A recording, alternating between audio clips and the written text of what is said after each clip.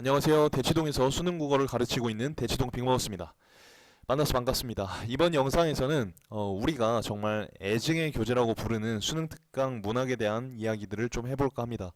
사실은 이 수능 특강 문학 중요하다라는 건 알고 있지만 정말 공부하기도 싫고 공부를 어떻게 해야 될지도 잘 모르겠는 고3 학생들에게는 어떤 내신 교재로서의 의미가 강한 이 수능 특강 문학을 어떻게 해야 되는지 속 시원하게 말씀을 드리겠습니다. 그래서 이번 영상만큼은 좀 끝까지 봐주시면 좋을 것 같습니다. 시작을 해보면요. 자, 우리가 가장 많이 이제 궁금해하는 그런 부분들이 뭐냐면 수특 문학을 언제 어떻게 공부하면 제일 좋을까요? 먼저 살펴보도록 하겠습니다.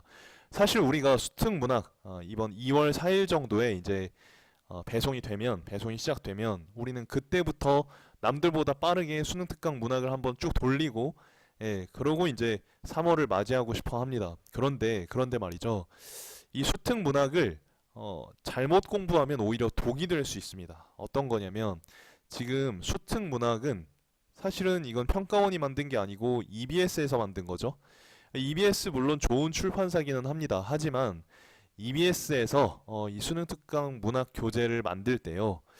그렇게 이제 평가원에서 문제를 출제하는 것만큼 충분한 시간을 투입하지 못합니다. 그래서 종종 이제 잘못된 내용도 있고 오타도 있고, 특히 본문은 본문도 틀린 게 종종 있는데 본문보다는 문제에 틀린 게 훨씬 많아요. 잘못된 게 종종 있습니다. 그리고 이제 트렌드가 맞지 않는 부분들이 있어요. 그래서 이 기출 분석을 제대로 하지 않은 상태에서 이제 수능 특강 문학을 먼저 보시게 되면 여러분들 안에 이제 어떤 문학 작품을 바라보는 눈이 잘못 형성될 수 있습니다. 이게 잘못 형성될 수 있어요. 그렇기 때문에 저는 여러분들께서 다소 불안하시더라도 기출 분석을 먼저 하시고 이 수능 평가원 문제를 우리가 평가원 문제를 푸는 거잖아요. EBS 문제를 푸는 게 아니고 수능날.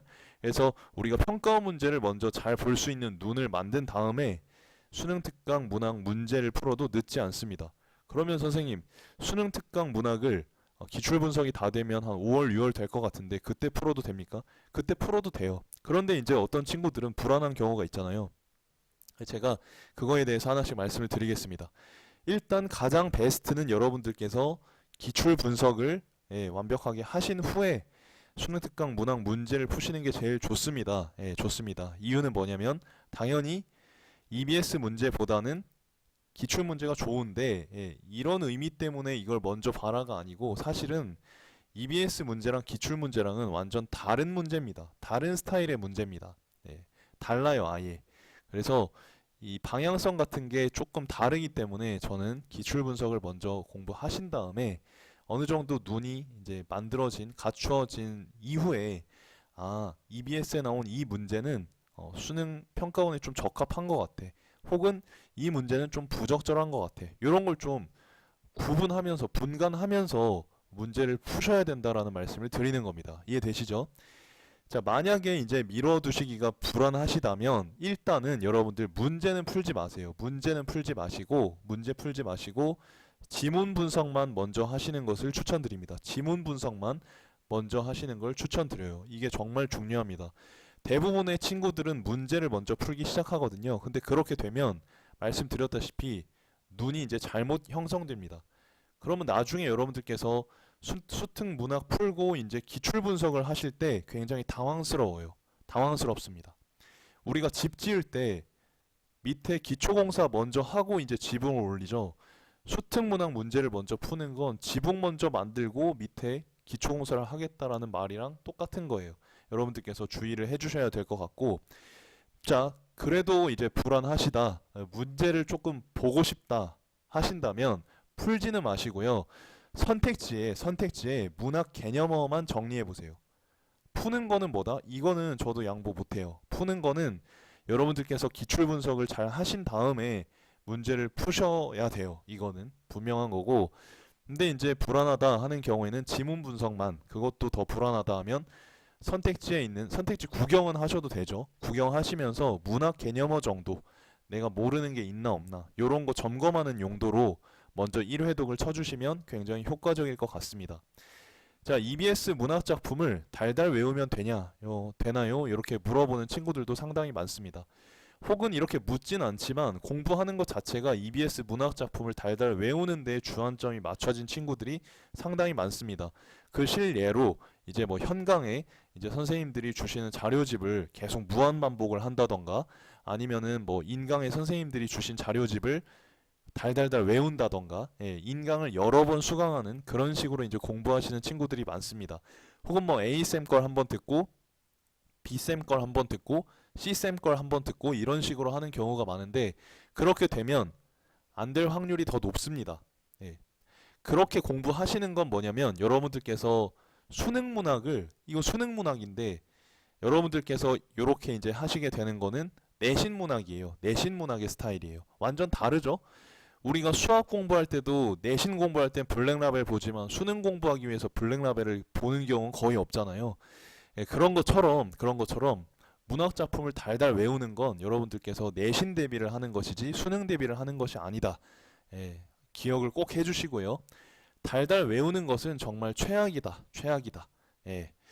근데 많은 친구들이 공부를 하다 보면 나도 모르게 이렇게 달달 외우는데 치중을 하게 돼요. 시간도 없고 막 복잡하고 이러다 보니까 그렇게 되는데 그렇게 하시면 절대 안 된다. 어떻게 해야 되는지 곧 말씀을 드릴게요. 우리가 올바른 방법으로 분석을 하셔야 하는데 올바른 방법으로 분석을 한다는 건 뭐냐면 자, 낯선 작품을 읽고요. 낯선 작품을 읽고 정보를 파악하는 연습을 하셔야 합니다. 쌤, EBS는 연계되는 거 아니에요? 연계되긴 되죠. 중요합니다. 하지만 낯선 작품이 나오고 있어요. 그래서 우리가 기본적으로는 뭔가 EBS를 접근하는 태도 자체가 이거 연계율이 높으니까 그래서 달달 외우게 되는 거거든요. 그런 것보다는 아예 이제 EBS 수능 특강은 뭡니까? 낯선 작품을 공부할 수 있는 나의 분석력을 키울 수 있는 하나의 좋은 자료집이라고 생각을 하시면 제일 좋을 것 같습니다. 요렇게 하시면 오히려 더 깊이 있는 공부를 하게 되고 그렇게 되었을 때 연계에 대한 어떤 대비도 충분히 될 수 있는 거거든요. 달달 외우면 안 됩니다. 달달 외우면 깊이 있는 공부가 이루어지지 않아요. 자, 외우는 건 이렇게 표면을 겉도는 공부예요. 근데 공부는 이렇게 되면 안 되고 계속 이제 깊이 있게 밑으로 들어가는 공부를 해줘야 되거든요. 깊이 있는 공부를 해줘야 돼요. 그래서 우리가 달달 외우지 마시고 이렇게 깊이 있는 공부를 하기 위해서 분석 연습을 해야 하는데 낯선 정보를 잘 파악할 수 있는 분석 연습을 해야 하고요. 그걸 위해서 EBS 수능 특강은 하나의 좋은 자료집이라고 생각하시면 좋을 것 같습니다. 그래서 EBS는 낯선 작품을 연습할 수 있는 자료집이다 생각을 해주시면 될 것 같고요. 자, 우리가 사실은 연계를 하기 위해서 이 책을 보게 되는데 연계를 확실하게 하려면 단순히 본문 수록 작품만 봐서 될 게 아니고 수록 작가의 낯선 작품과 대표작을 다 봐야 돼요. 그러니까 뭐 예를 들어서 뭐 윤동주가 있다고 쳐봅시다. 그리고 작품에는 뭐 서시가 나왔어. 그런데 윤동주가 딱 실려 있으면 서시 말고 뭡니까? 참회록도 봐야 하고요. 참회록도 봐야 하고 또 길도 봐야 하고 또 뭐 아우의 인상화 뭐 이런 것도 봐야 되고 뭐 그래요. 쉽게 쓰여진 시도 봐야 하고 뭐 여러 가지를 봐야 합니다. 정말로. 예. 그래서 그리고 또 십자가라는 다소 낯선 시도 봐야 하고 하여튼 거울도 봐야 하고 하여튼 요런 작품들을 다 봐야 돼요. 다 봐야 돼요. 그래서 사실은 이게 어렵습니다. 그리고 이제 우리가 선택지와 보기의 수록 작품들도 다 봐야 돼요. 보기에 이제 뭐 예를 들어서 어떤 작품이 실려 있다 하면 그 보기의 작품도 전문을 다 이제 챙겨 봐야 합니다. 혹은 그걸 이제 낯선 부분이 나오더라도 이제 문제 풀 수 있을 정도로 깊이 있는 공부를 해야 하는데 우리가 사실은 그게 불가능합니다. 그리고 상호 텍스트성 어떤 작품과 수록 작품과 내용 그리고 형식상의 어떤 연관성을 가진 작품들까지 싹 다 봐야 돼요. 근데 그거는 우리가 지금 힘들어요. 학생은 불가능합니다. 그래서 사실은 이 부분은 이 연계될 수 있는 그런 연구를 하는 것은 사실은 이제 선생님들의 몫입니다. 선생들의 몫이에요. 그래서 저 같은 경우는 이걸 멤버십 수업에서 진행을 해드립니다. 문학을요. 그리고 여러분들은 그럼 뭘 하셔야 되냐? 어떠한 작품이 나오더라도 파악할 수 있는 능력을 훈련하셔야 합니다. 이제는 지겨우시죠? 제가 뭘 이제 강조하는지 확실하게 아셨죠? 그러니까 예전에도 학원 생활을 하다 보면 이래요. 저 같은 경우는 막 적중에 주안점을 둔 수업보다는 이렇게 낯선 작품을 분석하는 훈련을 시켰습니다. 연습을 시켰습니다. 근데 이제 그렇게 되면 당장에는 인기가 없어요, 별로. 당장에는 인기가 없어. 그래서 저는 초반부에는 인기가 별로 없었어요. 부끄러운 얘기지만. 근데 이제 옆자리에 계신 형님들 같은 경우는 인기가 굉장히 많았어요. 1타 강사들도 있었어요. 그런 분들 같은 경우는 굉장히 이제 적중을 중시하는 분들이었죠. 자, 수능 날이 됐습니다. 수능 날이 됐어요. 저희 제자들 어떻게 연락이 왔냐면, 쌤이랑 같이 한 게 나오진 않았지만 문제 다 풀었어요. 문제 다 풀었어요. 이렇게 왔고요. 옆에 계신 형님들 제자들은 적중했어요, 적중했어요. 그래서 맞췄어? 아니요, 못 맞췄어요. 적중은 했지만 못 맞췄대요. 여러분 뭐가 좋아요? 뭐가 좋아요?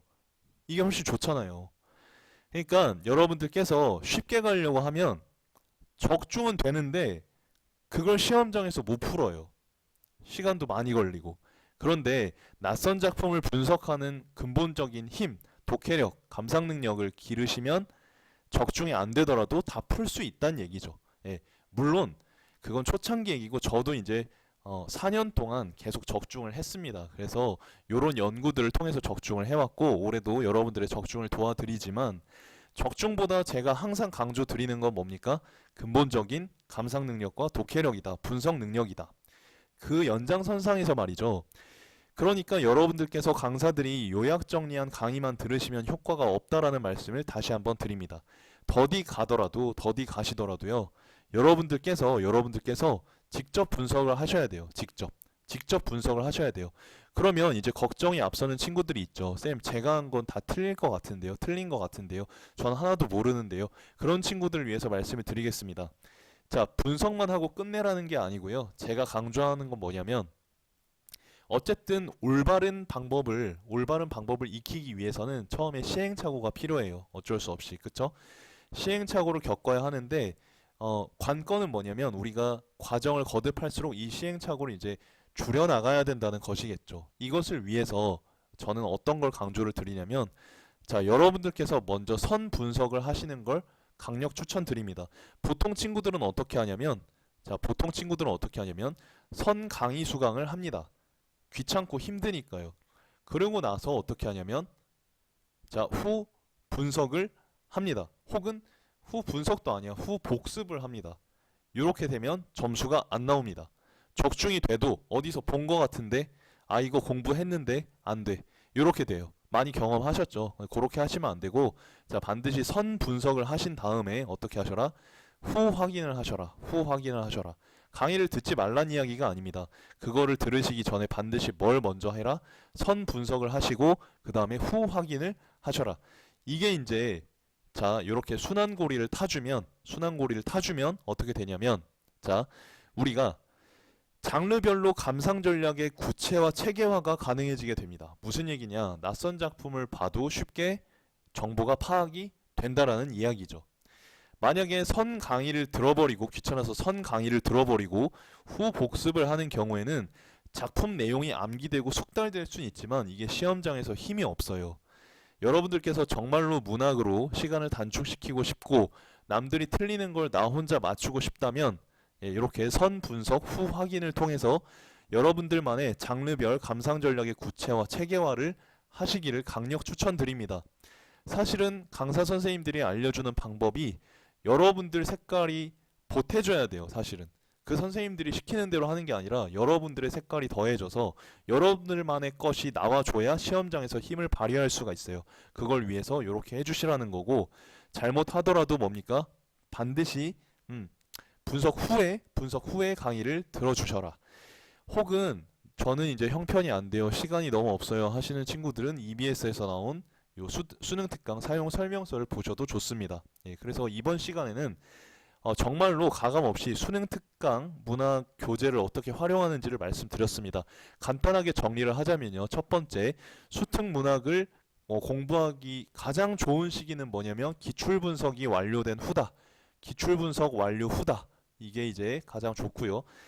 그 전에 보고 싶어요 하는 친구들은 기출 분석 전이라 하더라도 뭡니까? 본문 내용을 먼저 본문 내용 분석을 하시고 선택지에 문학 개념어를 공부하시면 제일 좋습니다. 요 정도만 해도 충분합니다. 그리고 두 번째는 뭐냐면 선 분석 후에 뭘 해라? 후 강의를 들어주셔라. 요렇게 됩니다. 그리고 EBS 수능 특강은 뭐다? 뭔가 적중을 위한 교재, 연계를 위한 교재라고 생각하시기보다는 뭡니까? 1, 2번의 연장선상에서 낯선 작품을 훈련할 수 있는 가장 좋은 자료집이라고 생각을 해라. 이렇게 정리를 하시면 완벽할 것 같습니다. 정말로 이 방법으로 많은 친구들의 인생과 점수를 바꿨습니다. 여러분들도 그 기적을 맛보시길 바라고요. 다음 시간에는 남들보다 먼저 이 수능 특강에 실려있는 작품이 무엇인지 궁금하시죠? 그거를 말씀드리고 또 리뷰를 진행해 보도록 하겠습니다. 다음 시간에 또 좋은 영상으로 찾아오겠습니다. 도움이 되신다면 구독과 좋아요 한 번씩만 부탁드리고요. 다음 시간에 찾아뵐게요. 감사합니다.